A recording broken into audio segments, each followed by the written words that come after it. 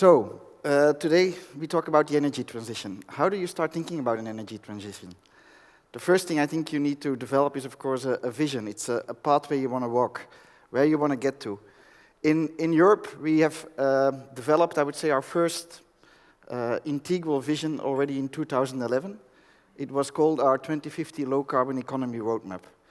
It was looking at what should we start to prepare for, what are the kind of changes we need to see in our economy to deliver on below 2 degree objective. What we came to as the conclusion is that we need to prepare for at least 80% reductions inside our economy, inside the EU. What we do note is that in principle the technologies are out there. I mean, many of them need still innovation and full deployment, but it's not that we need to create technologies that don't exist at all. The other thing is you can't get that transformation going if you don't have all sectors on board. And that comes back in my presentation. If you want to have all sectors on board, it means also policies in all your sectors. And let's say integrated policies over many different policy domains. There are sectoral differences, I think, and similar to some of the material shown before by Volkner. But typically, the power sector is a sector that lends itself probably best to see a strong decarbonization. Instead, the agriculture sector is a sector where, in the longer term, it's more difficult to achieve full decarbonization. It also relates to the types of emissions, because, for instance, fertilization or cows and sheep, they emit methane and nitrous oxide, and that is, of course, more difficult simply to switch off. We also looked at, okay, how do we need to do that process gradually, and we defined at that time milestones of where we wanted to be with our reductions. We said 25% in 2020, 40% in 2030, 60% in 2040. I'll come back to that also, but we are today roughly at minus 22% in the EU, so we're on track to go beyond our own objective, because the legal objective was minus 20 in 2020, and we are preparing to go to minus 40 in 2030. As I said, the red line here represents greenhouse gas reductions. The European Union has achieved to continuously reduce emissions since 1990, and we are now at 22% below 1990. This is the data from 2015. But probably what is more important in this slide is that we have achieved that with continuous economic growth. And that's not unimportant, because the climate debate has often been one of it's simply not possible. Well, if you use the strong words, it wrecks your economy. Well, it doesn't. If you construct your policies in a good way, with the technologies we have, you can start to decarbonize your economy without negatively affecting economic growth. Coming to the need to do it in an integrated manner. You can't do climate change policy just by saying, okay, we want to reduce emissions, and then you don't follow it up. You need to, well, get everybody together, start to work together to see how to get there. In Europe, I think the first time we did that in a global fashion was when we defined our 2020 targets. We did that back in 2008, and then we said we should reduce greenhouse gas emissions by 20% by 2020, but we should also drive into our energy system 20% renewable energy and achieve, compared to a baseline projection, 20% energy savings in the EU. We have updated that in the meantime, and we've set ourselves targets for 2030. At least 40% greenhouse gas reductions by 2030, at least 27% renewable energy, and at least 27% energy savings. Now, the Commission recently proposed to increase that to 30%, but that's something that is still going through, let's say, the motions in Brussels, where Council and Parliament would need to agree. Parliament is not the issue, because they even wanted a higher efficiency target. Now, to say things are changing, that's the interconnection target. When we were debating in 2008 for the first time the 2020 package, interconnection was not yet a hot topic. But when we started to debate it for 2030, interconnection was an important topic. And it has to do with the fact that we've been quite successful in driving renewables into the EU. But with renewables, if you want to have an efficient energy system across the EU, it's important to improve interconnections. So interconnections became a full part of our targets for 2030, and it's now set at a minimum level of 15% of your capacity per member state. Achieving the target does mean, in the end, also setting targets and making them hard. In Europe, we have two legal instruments doing that. We have the so-called emission trading system, where indeed Norway is part of. And we have what we refer to as the non-ETS. It's the effort-sharing decision and regulation, which is the legal framework. The non-ETS sets targets per member state. It's typically in sectors where member states have a lot of, let's say, own tools to achieve reductions: transport, housing, agriculture, waste policies. Targets for 2020 were set at a level equal to minus 10% compared to 2005. We're going to increase them now to minus 30% for 2030. What is interesting there is that we take into account the different capacities of our member states. I mean, the EU is still a very diverse place. Income levels between our highest income country and our lowest income countries are quite large. So we allow for different ambition levels, with the highest income countries having to take the more ambitious targets. And actually the range of targets to achieve the minus 30% is between 0 and minus 40. Well, that's what we proposed. It's again a measure that is being discussed right now in Parliament and Council. But if it would be adopted in that way, it would give Bulgaria a target of 0, and I have to be careful now, Luxembourg a target of minus 40. Yeah, that's the other extreme. The ETS instead is a harmonized system across the EU. All installations in the EU are faced with the same, let's say, allocation and carbon price. Therefore, you give a cost-efficient incentive to reduce emissions across the EU. We have proposed to increase the target there to a level of minus 43% reductions in 2030. Important features of the ETS is, for instance, it does cater for the concerns about competitiveness.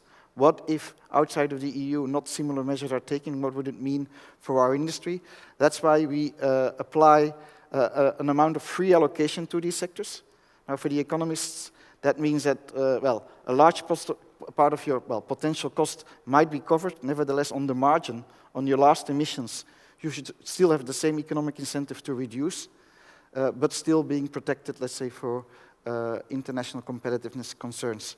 Another important feature of the ETS and the way we implement it is that we have auctioning revenues, mainly associated to the power sector. There are elements of redistribution in how we use the auctioning revenues. One is we would like to use the funding for innovation. So we've created an innovation fund to promote large-scale deployment in the electricity sector, linked to renewables, linked to CCS, carbon capture and storage. But also we want to expand that to innovative projects in the industrial sectors. The other element of the redistribution in auctioning revenues is that, again, some more auctioning revenues go towards our lower income member states. There is also a modernization fund with a specific focus on helping these countries roll out, or let's say, pay for the additional investments you see needed to modernize their energy sector. That's, well, the pure climate targets and how we share them in Europe. As said, we try to integrate that into an overall policy framework. And I think important in this context is the initiative of the Energy Union. It's an initiative started by President Juncker that wants to look at an integrated manner at well, all main energy-related aspects. The 5 dimensions that are explicitly listed are linked to energy security, they're linked to the low-carbon economy, they're linked to energy efficiency, they're linked to innovation, and they're linked to the further improving of our internal energy market. Attached to this is an annual State of the Energy Union, where we take stock of where we are. We had 2 in the meantime already. Last year was a quite important year for policy proposals. We had an energy security package in February, and we had a clean energy for all European package in November. Examples of a few of the policy proposals: the new market design initiative for the electricity market, not unimportant because it relates really to the challenges we have with the changing power sector, notably the impact of renewables, notably how to deal with intermittency. Strong focus is to increase flexibility, demand response, to shorten the market period so you can better react on changes in intermittent electricity, to improve oversight, and also to ensure, well, if countries intervene, that they do it in a way that is not, well, derailing the market functioning as such. Energy efficiency, it came back a few times. As said, as a very important and, well, challenging sector. We have a 27%, well, we have 27% target, but the Commission has proposed now to actually go towards 30%. There are a number of legislative proposals attached to it.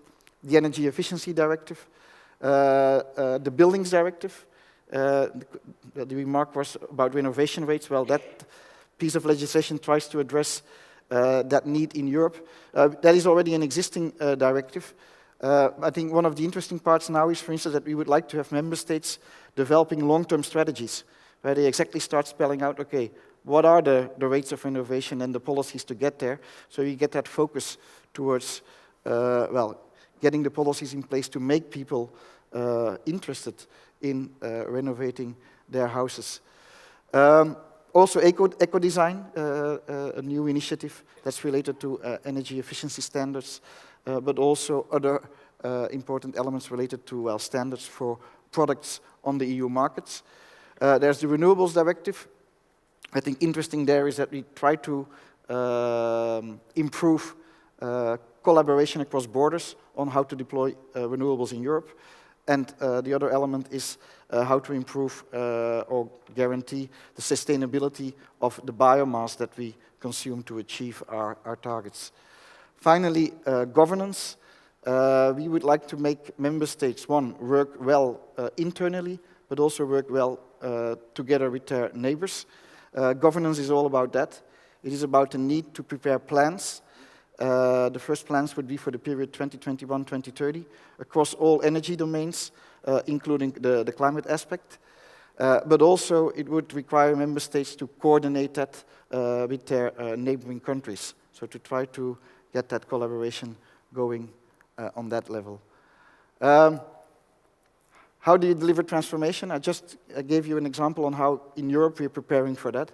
Of course, it's been said today already, the Paris Agreement, I think, is also a very important one. Well, it's legally binding and a universal agreement, but the way it's structured is important, I think. First, it also creates that vision, that goal, and we hadn't that clear of a goal before in the international arena. It's very explicit about the need to go to well below 2 degrees, or stay well below 2 degree temperature increase, and to pursue also efforts to get to 1.5. It talks about the need to global peak emissions as soon as possible. And actually it starts also to think about the really, but I would say long term, but it's not unimportant. It starts to be explicit to say we need to look at carbon or climate neutrality in the second half of the century. How to deliver that? That's where the Paris Agreement is a change from the past. It works bottom up. Countries will have to come themselves with what they think is what they can do to contribute in the fight against climate change. But the system tries to make sure that it's, well informed about is this sufficient or not on a global scale. And if not, trying to mobilize countries to do continuously more in delivering on the transition process. It has an explicit 5-year cycle in there to do that. To make sure we know a bit where we are, it requires, it basically requires that all will have to participate in improving transparency on their emissions, on their policies. But it also has, of course, a focus on adaptation and a focus on the vulnerable countries. I think actually the food discussion and the poor discussion also comes in there. It's not only mitigation, it will also be adaptation, how we can adapt to the changing climate already, but let's hope we can limit those changes. Is it a success? I think the answer is yes. We have 198 contributions at the moment. As said, it is, for such a large agreement, the most rapid ever ratified and entered into force. Volkner already showed you this curve, but just to say it again, it has an impact. If all the countries would fully implement the pledges as indicated, we are basically on a trajectory which is in line with the blue lines. The difference between the two blue lines is that some of the NDCs are conditional, linked to, for instance, assistance with certain elements. But anyway, it looks like we are potentially, if those measures would be, well, the intensity of those measures continued after 2030, on a rather 3-degree scenario, but that's of course not enough. And the 2-degree scenario is quite different. So we would need to see over time how ambition can be increased to be rather on the green line. Finally, transition is happening. I think to some extent the EU has shown leadership in many aspects. One of the ways you see it is where we are on our greenhouse gas intensity of our economy. We're already, in a way, top of the class, and our NDC continues that to be the most carbon efficient large economy in the world. But, and I think that is quite interesting, we are not alone in trying to do these improvements. And if you see the impact of a full implementation of the NDCs on how other countries would catch up, that's quite impressive too. So certainly things, if fully implemented, are changing, but they're not yet sufficient to be fully on the transition towards well below 2-degree world. Thank you.